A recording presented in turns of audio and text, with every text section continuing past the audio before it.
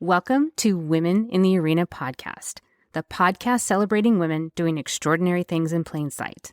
I'm your host, Audra Egan, and our mission is to elevate the value, strength, and resilience each woman brings to the world. Without further delay, let's go ahead and start the show.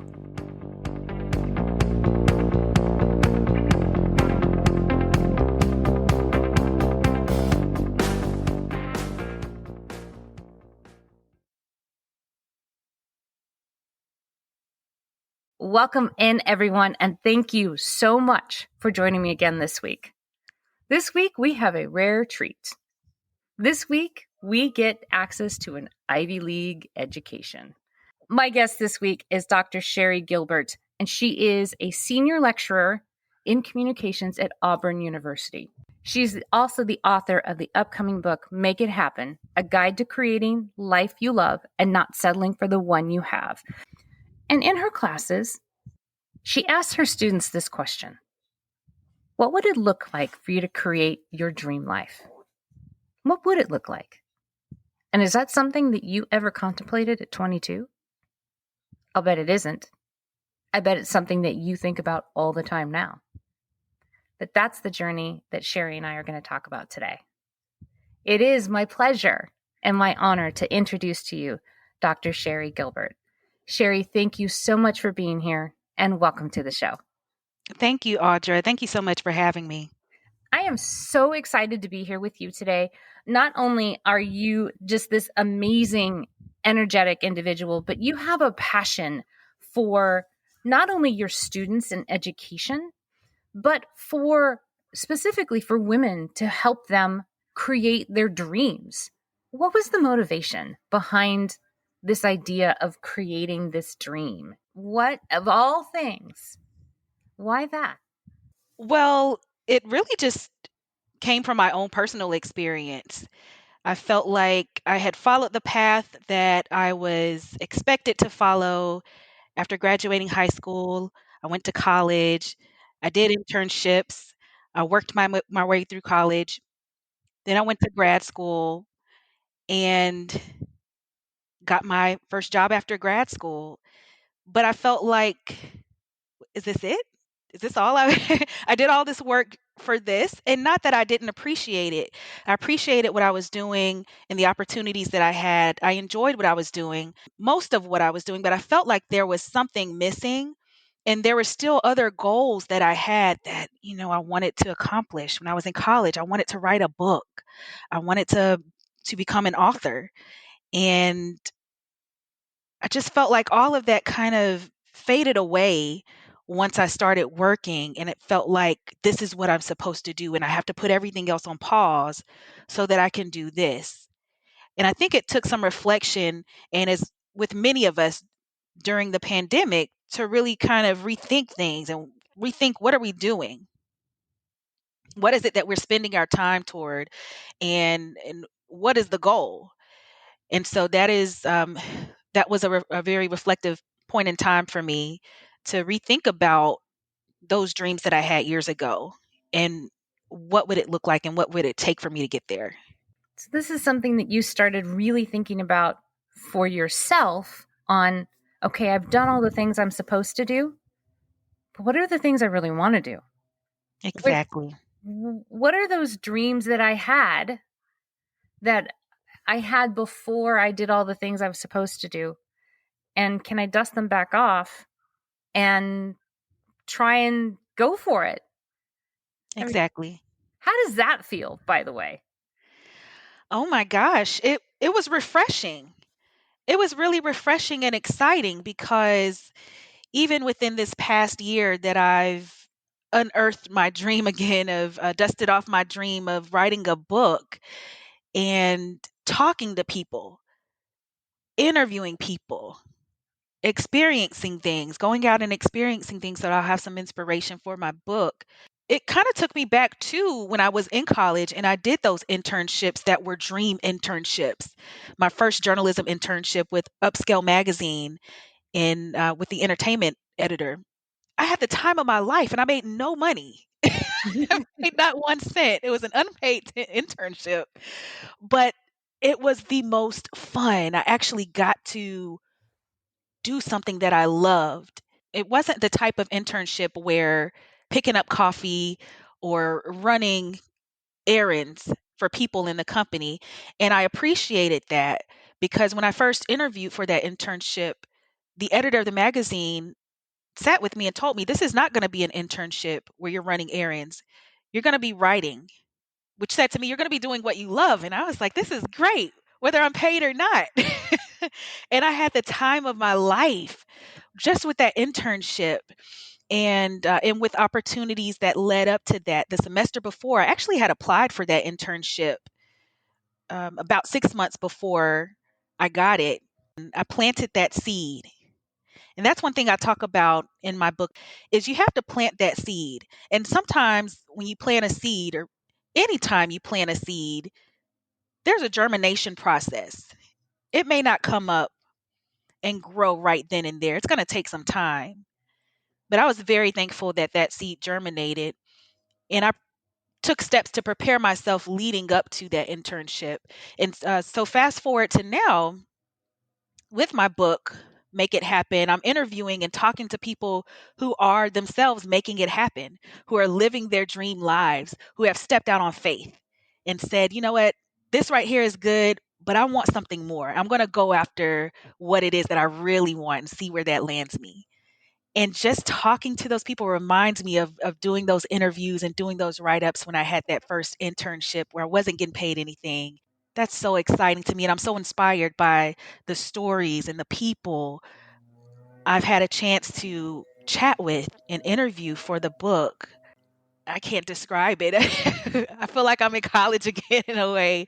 So it's very refreshing and it's exciting to know that that passion is still there. I feel like it confirmed the direction that I'm taking. So, what is your dream? I know the book is part of it, but what is your dream? I have many dreams, Audra. The book is a part of the dream, but ultimately, I want to create a life that I love. I want to enjoy every aspect of my life. I feel like for so long, I looked at career as life or the majority of life. And in my conversations with other people, I noticed that the career is mainly what they talk about. But then I got to thinking, well, what if your career doesn't go too well? Or, what if you're not satisfied in your career? And I've had periods of time and certain jobs where I wasn't really satisfied, but that's where I was spending most of my time. And that's where I was spending most of my energy. But what I really wanted to do was go sit with my family and talk and listen to music. What I really wanted to do was travel. What I really wanted to do is spend time with friends, plant a garden. There are so many things that I wanted to do, but I felt like work was just taking over. I wasn't satisfied with that. That really disturbed me because I was just looking forward and saying, well, where am I going to be in 5 years if this is it? If all of my life is mainly career. I don't want a career to take over my life. It's a part of my life. It's an important part of my life and one that I value and appreciate, but I didn't want it to be all of my life. And so that's where I became obsessed with this idea of how do I create a life where career is one part and I can still manage and have these other things that I enjoy and wake up and be happy every day. I mean, that is the dream, isn't it? Is that we are happy and fulfilled and energized and challenged throughout our life. We can't just be our jobs. Absolutely not. At one point in my life, I used to wear as a badge of honor the phrase, I am my job. And then as I've gotten older, and thanks to the pandemic, I had time to slow down and really think and analyze and decide, do I really want to be my job? And the answer is no, I really don't, because that means that I'm single faceted. That means that you're single faceted. Right. And we're not. We're these multifaceted, fascinating, Yes. dynamic, incredible human beings that we weren't just put here to go to work, pay bills, and die. Not at all. Oh, how dreadful. I mean, doesn't that sound just? So dreadful. Oh my goodness. It's boring. It's so boring. Oh my gosh. Anybody can do that. But none of us were born to be just anybody. Right. So you have this amazing book that's coming out, and you don't just stop at the amazing stories of the individuals that are in there that are in the process of making it happen. From what you and I have discussed, none of them are like, I'm here, I'm arrived. All of them are like, I'm in the middle. I'm in the Yes. middle of making it happen. And I don't know how I'm going to do the next step, but I'm making it happen. But you have given some guidelines for those that are like, Sherrie, this sounds amazing. And it sounds a lot like me, but I'm so overwhelmed and I'm so covered up. I don't even know where to start. But you're like, Hmm. I have inspiration. Yes. And tell us a little bit about that journey of the inspiration of walking through your guests that come to you through your book that say, Sherrie, I need help.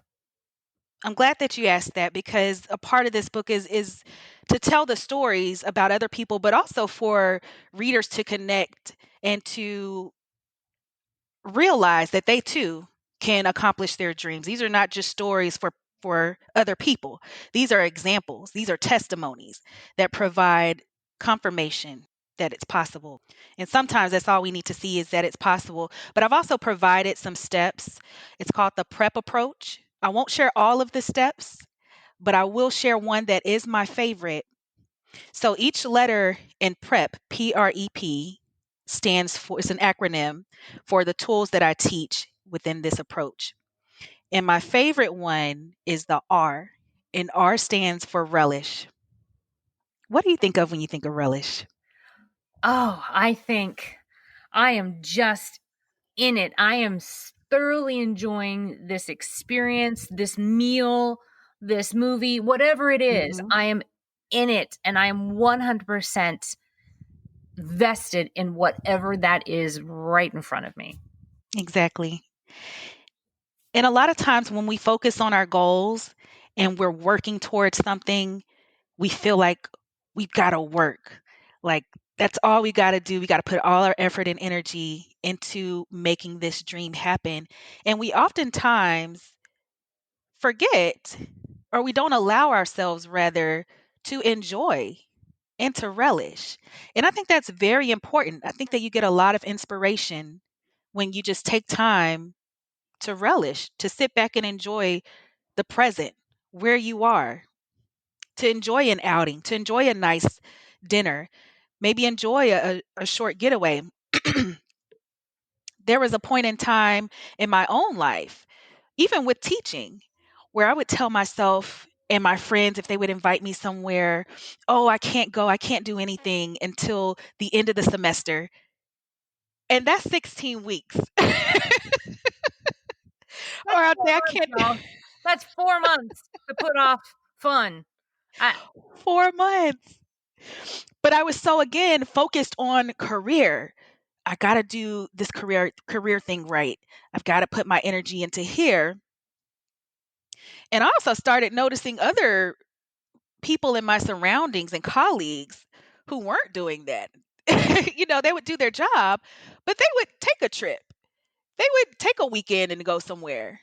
And at first, I'm like, well, how could they do that? Like, we're in the middle of the semester, we're in the middle of testing and whatever's going on. But then later on, I'm like, well, why wouldn't I do that? Who wouldn't do that? You can't stop your life just because you're working for your career.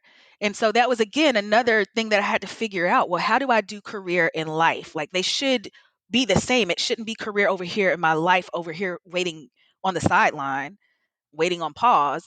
It took me some time to work through that and to be comfortable with allowing myself to relish. It's just so important to enjoy it. And we know, especially in the past few years, nothing is promised. Our time here is not promised. Nothing here is guaranteed. Nobody's obligated to do anything for us. Time is just precious. And we have to do everything we can to maximize the time that we have to create a life that we can look back on and really be happy with. You know, it's the only asset that we have we can't make more of. We can make more money. We can get another job. We Absolutely. can buy more stuff. There's more. We can always get more of anything but time. But it's the one thing that we seem to make that we take lightly Hmm. and waste the most of. I mean, and I'm guilty of that too. I mean, how many hours have you wasted playing on your phone? My goodness. And I am guilty of that because it's a probably most people do it for the same reason I do, is it's a stress reliever. It's a Right. letdown. Hmm. What else could I do? There's so many other things that I could do with that time than playing some stupid game on my phone that I never win. Right. And it's okay to take a mental break, watch TV and do something just to kind of be at ease and not have to think and work and focus on something. But you're very right. That's very true in that, sometimes that can take over and it can become a distraction. That's another thing that I talk about with the prep approach is elimination. Elimination is what the E stands for in prep. And elimination is difficult. There's sometimes that we have people or situations or circumstances that come into our lives or in some way disrupt our lives. And we have to determine, okay, is this something or someone who stays? Or is this something or someone who goes? And that can be an emotional and difficult decision. But again, you have to focus on what's best for you and focus on what your ultimate dream and goal is. One thing I learned being an educator, being a teacher, I feel like I learned so much. I wrote a grant to participate in an active learning classroom series of workshops. One thing that I learned in there, I was very excited because at this point, Auburn was getting ready to build an attachment to the library that included smart rooms. And so they wanted to prepare us for working in that space and also for active learning to further engage our students. And so during this workshop, we learned about Fink's backwards design approach. And this also is some information that I learned through my doctoral program at Auburn as well in the adult education program. And so the idea is that you take what it is you want the students to learn. What is it that you want them to be able to do and take with them once they finish your class? And then from there, you reverse engineer the class to figure out what do they need to do before that to get that to that goal. And then what step do they need to do before that step until you get to the beginning of the course. And then you have a full layout of how the course should be structured in order to achieve the goals for that class. That was fascinating to me. I had so much fun with that. I was like, oh, my students are going to love this. But really, I did want them to love it. I want my students to be able to have something they can really take with them and that they can apply to their lives, that beyond just something that we learned in a textbook and some keywords and a multiple choice quiz. After a while, I started to realize, well, this backwards design approach could work in my life. So I started creating a syllabus for my life and for my goals using that same approach. What is it that I want to achieve? Okay, I want to write a book. What do I need to do before that to make that happen? What do I need to do before that? And so I started applying that to my life. And through that approach, I was able to gain some traction and able to take steps that have allowed me at this point to be the upcoming author of a book. But that's just, again, one thing that I've learned from teaching and just being open to experiences and being open to learning. I never wanted to be the type of teacher who was the know-it-all or who who wasn't open to learning from my students. I learned so much from my students, from my colleagues at the university or speakers and guests who come in. I think there's always something that we can gain and learn and that can help us in our own lives in various ways. So what you're talking about is the journey. While the goal is important, you're saying let's focus on the journey. Now that's backwards to what our culture is. Our Yes. culture is always reaffirming to us it's always the goal, it's always the end goal. Only focus on the end goal. Mm-hmm.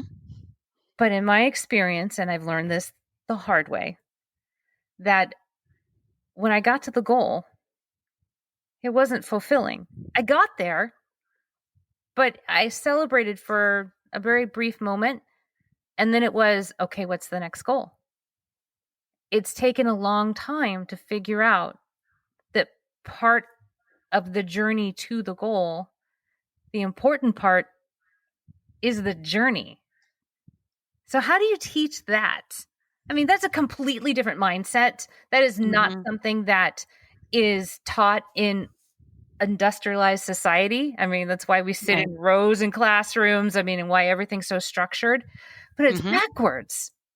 It is backwards. It's backwards, but it's a part of that relishing again. If we wait until the end of the 16 weeks, the end of the semester to celebrate, and that's we have to think that far along, you're going to lose interest. You're going to lose engagement. It's hard to get students to think about what's going on the next day or the next week. There's so many things that are going on in the life of a college student, just the life of a person in general. So to think that far, 16 weeks for the end of the semester is way too long. So it's a challenge. And I'm always experimenting with things in the classroom to get students engaged. I have activities, we have impromptu. I think of activities on the way to class, walking from my car to the classroom. Sometimes I did one this past spring semester, and it was for my professional presentations class, which is one of my favorite classes to teach. It's like an advanced speech class, but it's fun. And I just walked in. It was a Friday. I like to do activities on Fridays. So I tell my students at the beginning of the semester that every Friday we're going to do some type of activity to kind of summarize and conclude what we've talked about or apply what we've learned throughout the week. So it's usually something fun. So for one, I planned an escape room. So there's in a series of activities that the students will have to do, and it puts to use our knowledge of verbal and nonverbal skills. So it starts out nonverbal, and they have to basically complete a crossword puzzle, but they can't use any resources, and it's based on terms and concepts that we've learned in the course. And they have to complete that individually, nonverbally. And so they're different levels. So it's kind of like a game. And then level two, still nonverbal, but they can work with a partner. Level three, nonverbal, but they can work with the class and they can use their resources. They can use a book online. And then at the final level, they can use verbal and nonverbal communication, their resources, and as soon as they finish the crossword puzzle, they're free to go. And I play like spooky music, so like they're really trapped in the room, like you can't leave until you finish this crossword puzzle. But just things like that. And I know sometimes they look at me like, what is she talking about? Like, what is she doing? But they come back. They come back. And but yeah, I just think that you have to be creative. Think outside of the box, try something different. I walked in one Friday and I said, you know what? I want you all to come up with your own talk shows today. I want you to get in groups and I want you to come up with your own topic. And I set some tables up in the front of the room, and in each of their groups they came up with a theme, all types of things, and they led a panel discussion and had like their own show with whatever they wanted to talk about. And I'd much rather them do that and have some fun and let loose than to have a speech with very strict guidelines. Now we do still have speeches with strict guidelines, but we have a mix of activities so that they can get comfortable with speaking, so that they can get comfortable and kind of relish in this process, in this journey of learning, and what does it feel like for me to stand up in the front of the classroom and to be relaxed and to talk about something I love and to laugh. I want them to experience that, because the more comfortable they are in that space, by the time they get up to give that speech, the formal speech, they'll be ready for it. You're teaching them relish. I'm You're, teaching them relish. you're I should rename the class. yes, you are teaching them relish. You are teaching them to enjoy the journey. And what you're describing to me is that you are reinforcing their ability to have critical thinking skills, the ability to think on their feet, the ability to work with someone that they don't know, that may be different from them, and to communicate in ways that they don't normally communicate. You are teaching them how to relish the journey. That's what we need Yes. more of. I'm going to ask you, I'm going to put you back on your heels. Why are you so audacious that you ask your students to create a life that they dream of? Because that is bold. And I bet no one has ever asked them to do that. I ask my students to think about the dream life that they would like to live or their dream goal. And I ask them that usually early on in the semester, the first week of class, because I want them to get out of the mind frame of I'm here for a speech class. You're not just here for a speech class. You're not just here for a grade. You have some goals. You have some dreams. You have something that you want to accomplish. And this is just one step on the journey. This is going to help you. And I want them to make that connection between what they're doing in this class and what it is that they want to accomplish outside of this class. Because I feel like if they can focus on that, they won't be so nervous about this class because they're going to be excited about their dream. Because life is not linear. I wish that I was taught that in college, that life is not linear. It is 3 steps forward, 2 steps back. Sometimes you're going Oh, yes. sideways. Oh, my goodness. Sometimes you're underground. And Have mercy. sometimes you are flying high. But it is never, ever a linear pace. Never. So you might as well enjoy it along the way. But You might as well. we're so concerned about what's at the end that we forget about what's in the middle. And that's what I love about not only your class and what you're teaching your students, but what you are pouring into your book is that's part of it. It's you're going to fail. And by the way, I should preface that the audience has heard me say this multiple times. I don't believe in failure. I do not. I think the only failure that there is in life is not doing. That's it. It's the only failure. Everything else is learning opportunities. Well, that way didn't work. I'll try a different way. But I don't believe in failure. I also no longer believe in making and being afraid to make mistakes. Oh, yes. And that's so freeing. Oh, so freeing. That's so freeing. Perfection is boring and exhausting. And that's another thing I share with my students. Like, you're going to make mistakes. I'm going to make mistakes. Nobody's exempt from making mistakes. But you know what? We're going to keep going. And I ask them, what are you going to do when you make a mistake? What are you going to do when you get up here to give your speech and your mind goes blank? Or you forgot your laptop? Or you trip up and fall and face plant in front of the room? What are you going to do? What are you going to do? Because we're not perfect. No, I mean, the greatest example of that is Jennifer Lawrence at the Oscars. Oh, my goodness. She had won an Oscar. And she's super excited and she's trudging up those stairs in that big, beautiful gown and she face plants. And she gets up and she smiles. Yes. And gets the award anyway. Still a winner. You can still be a winner. Still winner. She just face planted on the way. If that is not a great example of life, nothing is. But just get up and enjoy the ride. My daughter taught me the greatest example of this.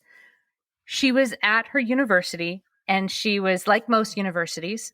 They don't allow cars on the university. So they're either biking or skateboarding or scootering. You're on a campus. You know what they do. Right. She's skateboarding and she hits a rock and goes flying, skids, the whole thing. And she does it right in front of the volleyball team.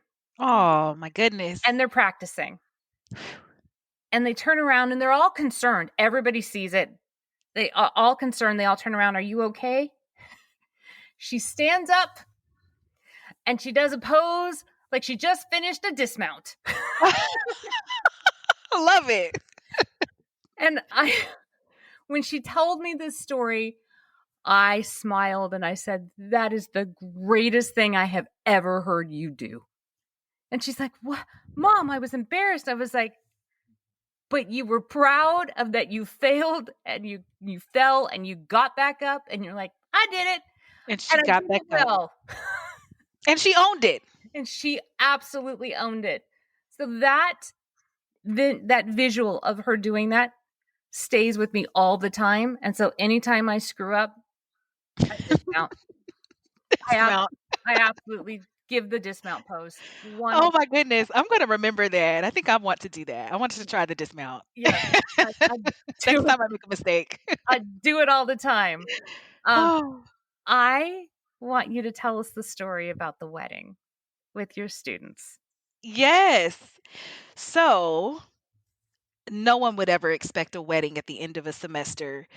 But one thing that I do in my class, professional presentations, which is an advanced speaking class, is I have my students for their final, instead of taking a final exam, I have them to create a program that I've named the Final Toast. And the Final Toast is a ceremony in which the students come up with a theme and they come up with speaking roles for each person in the class. So every single person has a role in the Final Toast. Everyone has a speaking role in the Final Toast.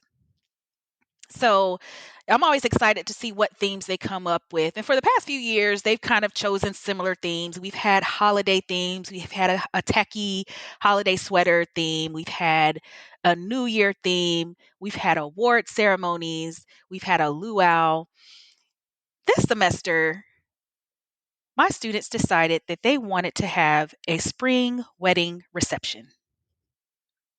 Last thing I was expecting, but I have a set of rules on the rubric, and I'm like, as long as you can meet these instructions and these requirements, whatever else you do, within reason, ethically speaking, is fine with me. So we go with the spring wedding reception, and they chose a bride and groom. They had a parents of the bride and groom.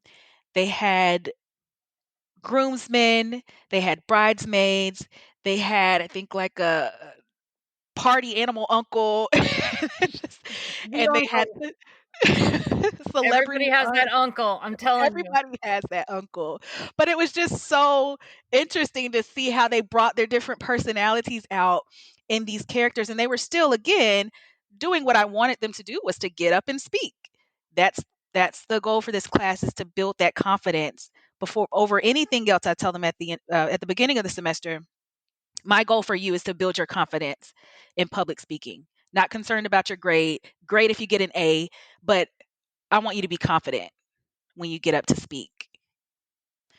And so they pulled it off. They got dressed up. We had flowers. We had fresh flowers on the table coverings. They actually contributed to a fund to get catering from Chick-fil-A. And it was a morning. Our final is scheduled by the university, so ours was scheduled for 8 o'clock in the morning. So it was a very early wedding reception, but we made do with our breakfast offerings, and they did such a great job. Had so much fun with it, and it kind of was reminiscent of in school, in elementary school, how you would have an end of school year party. That's kind of the idea that I had with this. I want us to go out with a bang. I want us to go out with a smile and feeling like you've accomplished something. You accomplished something that you thought was very hard. Getting up to speak is very challenging. That's very nerve wracking for anyone. It doesn't matter what level you are, it doesn't matter if you're in a leadership position or not. I've seen people at all levels get nervous. And I've been there myself. I was terrified of public speaking. I don't tell my students. I do tell my students that to be Well, they know transparent with now. them. I know now, but I was terrified of public. I was so terrified of public speaking that I transferred schools in undergrad to avoid a speaking engagement that I was obligated to as a leader of an organization I was in. I was that scared. Wow. I ended up transferring back and I ended up doing that speaking engagement. So but that was the level of fear that I had. So I know that it's challenging, and so many people avoid taking a class like that. So I always commend them just for signing up and for showing up. The reason why I asked you to describe that is because you are making it happen. It's not just the title of the book. It's not just the steps or the stories that you are sharing. You're living what you are doing. And you openly admit you are in the process. You are in the middle, you are in the journey, but you are making it happen. You are bringing your full self to life, not just your job. But what's beautiful about that is that you're bringing your whole self to your job too. You're not leaving parts of it at home. And Absolutely. and you're teaching your students to do that too. You're teaching them to dream big, think Yes. outside the box, and not follow this linear path that they think they need to be or they think they need to do. You've given them this opportunity to think that there are so many things that are possible on this planet. Literally, the only thing that stands between you and that is you. And you're making it possible. I know that your class is an advanced communication class. It needs to be renamed. It needs to be renamed. It needs to be take this class if you want to live a life that is worth living. Because My goodness. I'm gonna teach you how to do it. And Right. tell me again when this book comes out. This book comes out this summer, before the end of the summer 2023. It's coming out, and I'm very excited about it. And I'm glad that you pointed that out about my students. I think it's very important to be transparent in the classroom. I think you have to be, to some degree, authentic and transparent in the classroom because one, they're going to know if you're not. And they'll be able to connect more with you if they see that you are an authentic person, if they see that you do have dreams, if they see that you do have goals in a life outside of the classroom. You don't have to reveal every aspect in detail because, they don't need to be in all of your business, but to show that, hey, I have something that I'm really working toward. When I decided I was going to work on this book and I had the title, I had the book cover, and I was all in, aside from my family, my students were the next group of people to know this is what I was doing. And we spend the most time together. We meet typically 2 to 3 days a week, and so there's a lot of opportunity to talk and catch up. And so they were some of the first people I shared this news with, that I was writing this book, and I introduced myself to them as the author of this upcoming book. And before I could finish, they started giving me an applause, and I wasn't expecting that. But it was so encouraging, and I'm just very fortunate and blessed to be in a position to teach and learn, to give and receive within the classroom. That's how education should be. It should be a mutual relationship because they're spending a lot of time and a lot of money to be there.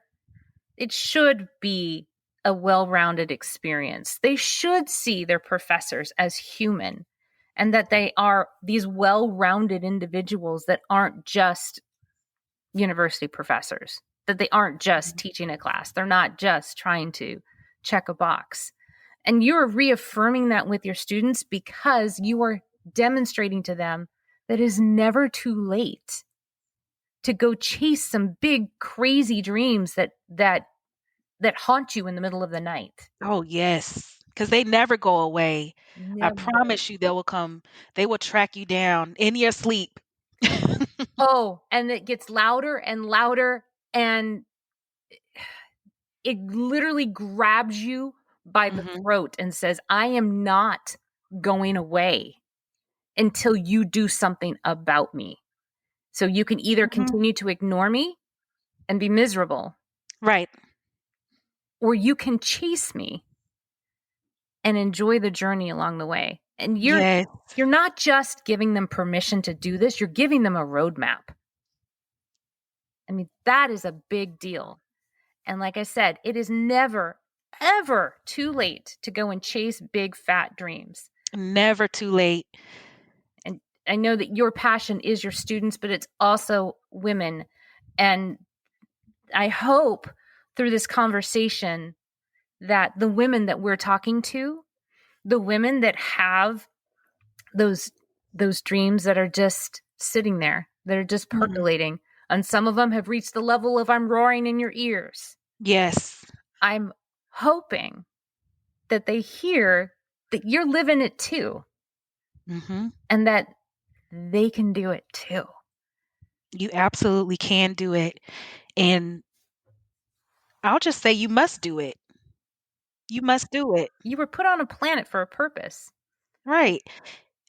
And also, I think sometimes we don't realize that our journeys, us following our dreams, encourages others. It provides that roadmap or that testimony for others to see, oh, well, I can do this too. Like, how did that happen? How did she do that? There are a lot of things that have happened. And I've realized several instances, examples of things that when I was younger, or even in college or grad school, things that's like, oh, that could never happen. But it happened because I asked. I asked somebody, or I spoke up, or I took some step toward it. I got to do a one on one interview with Otis Williams, the founder of legendary musical group, The Temptations. How did that happen? Yeah, I'm how in my did that first year of happen? grad school. How did that happen? You probably just asked. I just asked. I was working on a project. I have a music background, if you can't tell. And I was working on a project in grad school. And a lot of my projects, I somehow infused music, incorporated music in some way.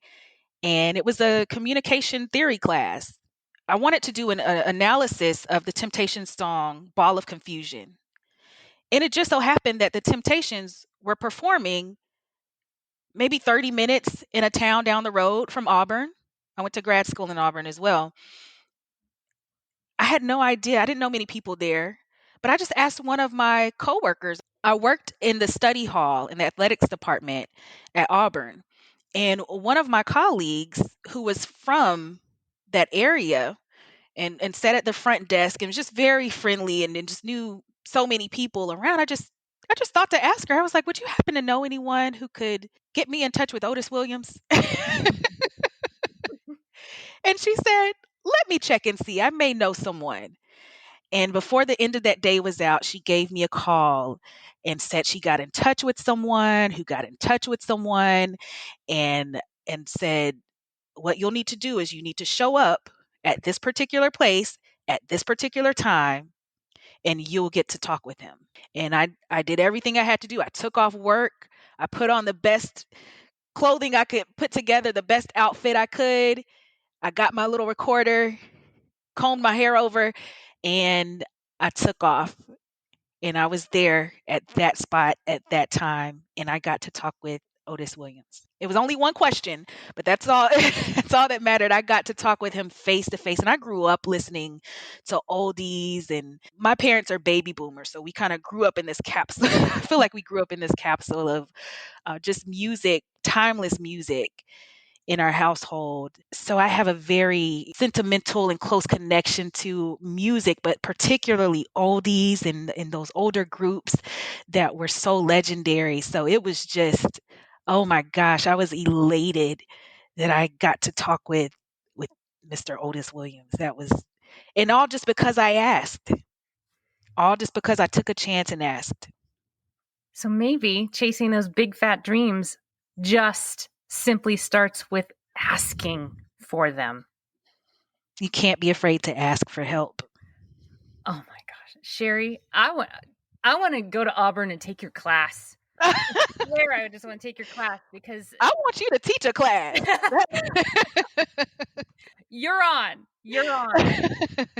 Oh my gosh, I have thoroughly enjoyed this conversation and this amazing opportunity to talk to you about chasing dreams and being open to the possibility of actually getting there and enjoying the journey along the way. The one thing you didn't say, but we should affirm it now, it's not going to be easy. It's never easy. It's not going to be easy. Even when you went to go speak to Otis Williams, it was not easy, but it was worth it. It's definitely worth it. It's not easy. You're going to stumble along the way. It's going to take some time. But I'm also a very prayerful person as well. I did grow up in a Christian household, and I do believe that there is a big God that I serve. That is a big part. I mean, of course, we have the method and I have the approach and everything, but that really is central to making it happen from my perspective, is having that faith in a higher power who can do any and everything, who can do all things. And all you have to do is have that faith and plant that seed, nurture it, sometimes make sacrifices, eliminate things that need to be eliminated, but stay true and stay on that path, and you'll reach your goal. Wow, this has been such an amazing conversation.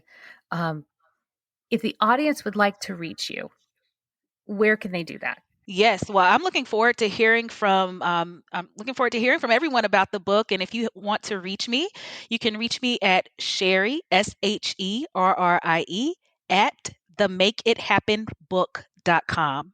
And your website is makeithappenbook.com as well? Yes, themakeithappenbook.com.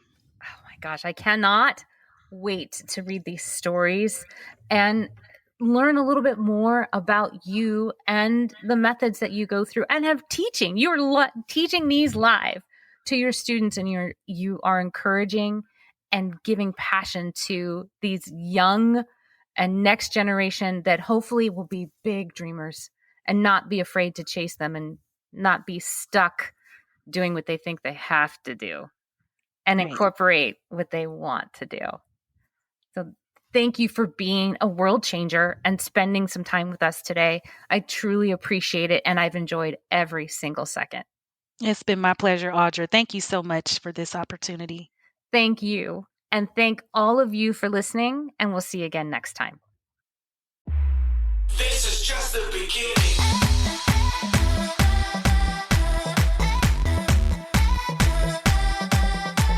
That's our show.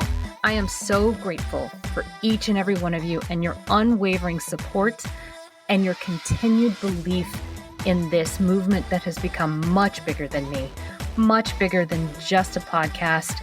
It has become this forward momentum that we are all doing together.